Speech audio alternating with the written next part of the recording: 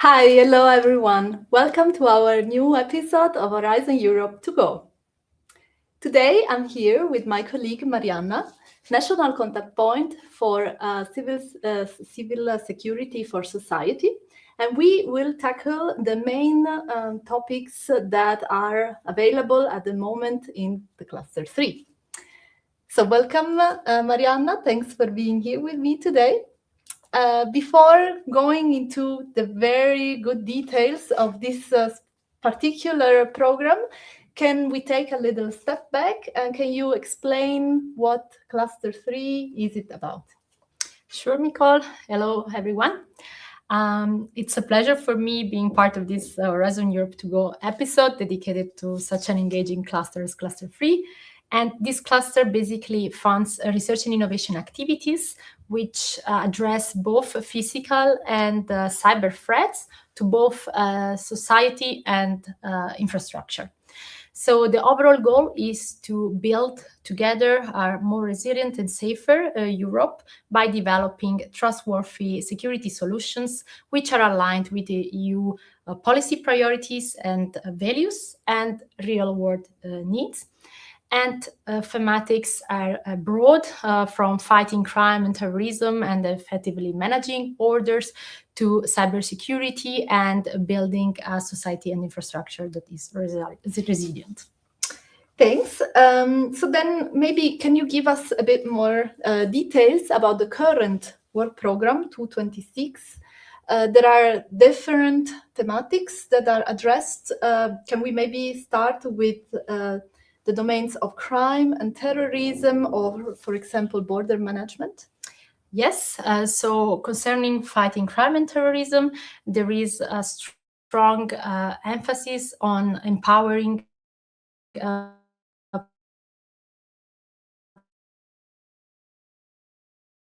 police authorities,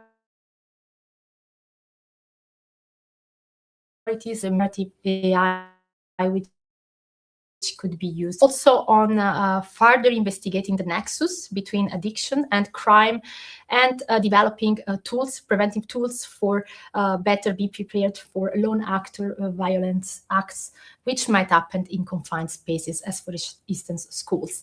Concerning border management, there is a focus on protecting against minors who might be reaching the borders and being victim of human trafficking.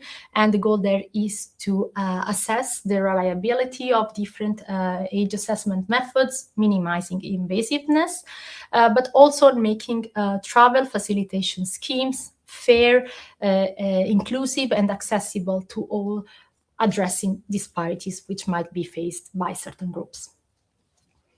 And what about the other thematics that are tackled, such as resilient infrastructures and society? Yes, on the side of building a resilient infrastructure, there is the goal to support the green transition by assessing security issues that might be associated to the integration of new environmentally friendly technologies and solutions in urban and peri-urban areas, and also on being better prepared and having better capabilities to counter the effects of human-induced or natural disasters. And for instance, a case could be one of NATEC events, which are defined as industrial accidents, as for instance, fires, explosion, chemical spills, which might be due to natural events such as floods and earthquakes. On the side of building a resilient society, there is a strong goal from the European Commission to include citizens in the development of preparedness plans in case of disasters and also increasing the risk awareness. And there is also a goal on developing cutting-edge tools which improve the efficiency of emergency response with a focus on medical emergency response. Okay. And then, so from what we heard, we cover a lot of topics, all very important from what concerns the impact on our security, on society. So how can the innovators or those applying to Cluster 3 proposals make sure that the outcome and the results of their research is actually meeting the needs that the society has, also in line with what the work program wants to achieve. Yeah, this is indeed a key aspect in cluster 3. Because almost all topics, for almost all topics involving end users, so the security practitioners is essential and mandatory in this cluster. It's always recommendable to thoroughly read the topic descriptions, as there it's specified how many security practitioners should be involved and the specific type. Depending on the topic, there might be the need of involving 2 or 3, but sometimes even 5, and sometimes it's specifically described which type of practitioner should be involved. Other times it's a bit more open. So for instance, this might be police authorities, civil security organizations, civil protection agency, critical infrastructure operators, and so on. So these practitioners should not have just a side role in the project. They really have to be involved as partners since the project conception, defining needs, requirements, and they should contribute their operational expertise and also be involved in the assessment of the project results. Sometimes also there are mid-term deliverables to assess the project advances already at that stage. And this ensures that the solutions that are developed are driven by the needs of the field and that there could be an improved uptake of the solutions in these practitioners' daily workflows. Okay, so then to build these partnerships and establish a strong consortium is not just about funding good partners, but also to meet the eligibility criteria. So maybe can you elaborate a bit more on this? Yes, so this is indeed one of the highest challenges, biggest challenges faced by applicants to find the right partners, to include the right number and the right type of security practitioner, and maybe for lack of network or for lack of knowledge of these entities about the Horizon Europe program, this often ends up with a proposal that is not submitted. And also an interesting figures from 2025 calls is that 15% of the projects who were submitted were deemed inadmissible because they failed on the condition of having the right number and the right type of practitioners involved in the project. And with respect to this, I want to share 2 important information for our audience. So the first one is that the European Commission will publish and will provide the specific definition of the security practitioner to be involved in that topic under the topic updates on the funding and tender portal. And the second piece of information is that one beneficiary can only be considered as one security practitioner, and this means that 2 legal entities, 2 different departments of the same legal entities cannot be involved in the same project as 2 different security practitioners.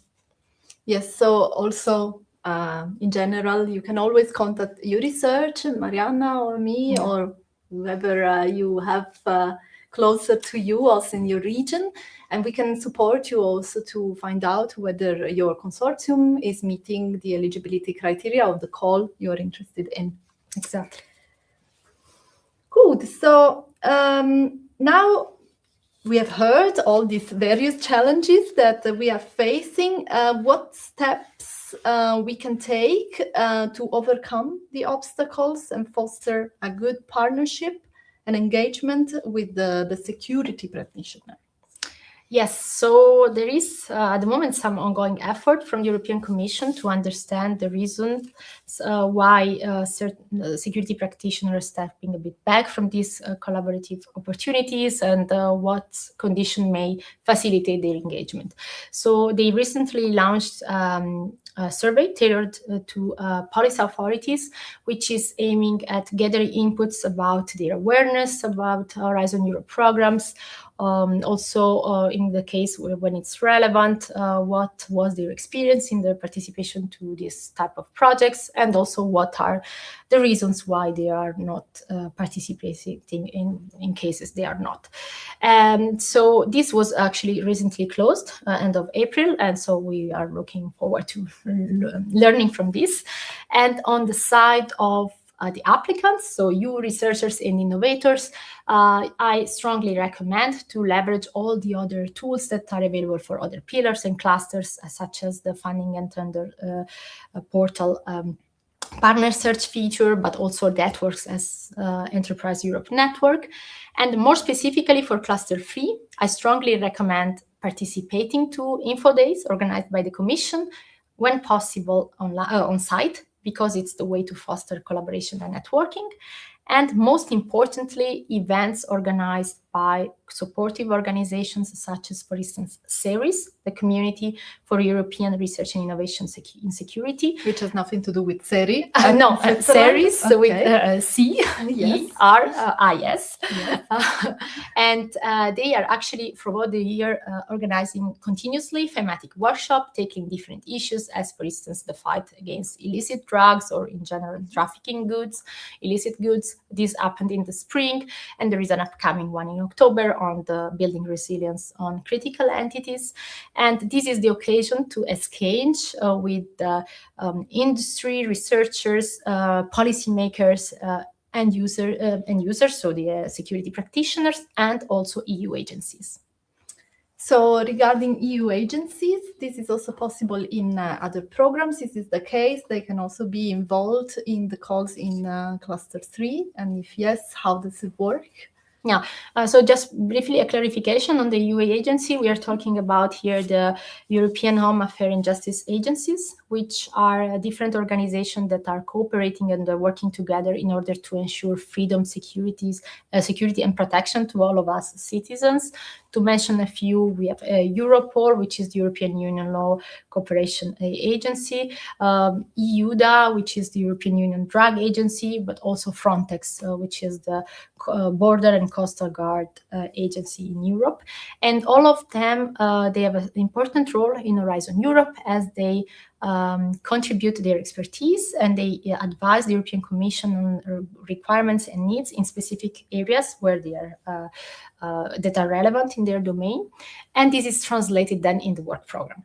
So whenever it's mentioned in the topic that European agencies should be involved, it's important and it's expected that this will happen in the project. So applicants should expect their involvement to be, for instance, observers or pilot or demonstrations during the project, also contribution with their expertise, access to their data, to their network. But most importantly, it has to be noted that they can't be contacted during the proposal preparation. They can only be involved once the grant has been awarded. It's really important that it's clear. And we also prepared the fact sheet that we uploaded on our thematic webpage of Cluster 3 on our website. And there are specific, there is guidance there to know how to collaborate with these agencies. Perfect, thanks a lot. So we are coming toward an end of this small interview. We can see if there is any comment from the different places where we are appearing in the social medias. At the moment, I don't see anything. But of course, do not hesitate to include your questions or comments also afterwards. We are looking if you are writing us, and we will give you answers or reach out to you. So before closing, do you have a call to action for the people watching today and interested in Cluster 3? Yes, sure. If you're working on developing a security solution in different domains we have been describing today, resilient infrastructure, resilient society, fighting crime and terrorism, and so on, you should be starting building your consortium and preparing your proposals. The deadlines are not very close, but still are approaching. It will be November 5th for all the topics we discussed about today. And you should be really leverage all the different opportunities for networking and establishing connection with the community, European community. And I would like to highlight again this CERIS workshop and the upcoming one on resilient entities in October. This will be in Brussels. And also there will be an event, a research event on June 18th about, it will be about the security topics we discussed today in 2026. And of course, you are always invited to check our thematic webpage, and for tailored support and advice, don't hesitate to contact me. Very good. Thanks, Marianna. Thank you, Nicole. For today, that was it. Thanks for watching. We will be coming back online in 2 weeks' time, always at 12:15. So don't miss the opportunity to see our next episode, which will be on the NEP, the new European Bauhaus. So have a good rest of the day and see you soon. Goodbye. Bye.